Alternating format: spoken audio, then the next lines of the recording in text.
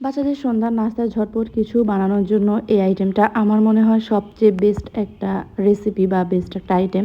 বাসায় থাকা পাউরুটি, চিজ, কোয়েল পাখির ডিম এবং একটুখানি চিকেনের পুর দিয়ে বানিয়ে ফেলা যায় ঝটপট এই রেসিপিটা। আমি এখানে প্রথমে একটা পাউরুটি নিয়েছি আর মাঝ বরাবর একটু চাপ দিয়ে গোল মতো করে নিয়েছি। তারপর এখানে চিকেনের পুর দিয়ে তার উপরে একটু একটু স্লাইস কেটে একটু চিজ দিয়ে তারপরে একটা একটা কোয়েল পাখির ডিম দিয়েছিলাম। আর এটা দেখতে এত সুন্দর লাগতেছিল আর খেতেও খুব মজা হয়েছে।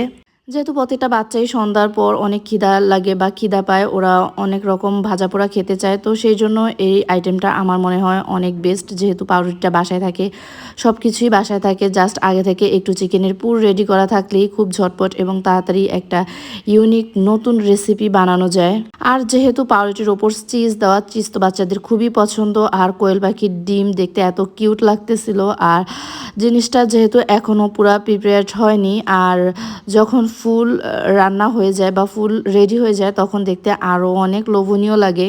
আর আমরা এখানে ওই দিন চিকেন বান বানিয়েছিলাম, সেখান থেকে একটু পুর রয়ে যায়, তো ভাবলাম সেই পুর দিয়ে বাসায় থাকা ব্রেড দিয়ে ইনস্ট্যান্ট একটা আইডিয়া চলে আসলো, তো এটাই বানিয়ে ফেললাম। আর এটা খেয়ে বাচ্চারা তো খুব খুশি আর দেখতেও অনেক সুন্দর হয়েছে।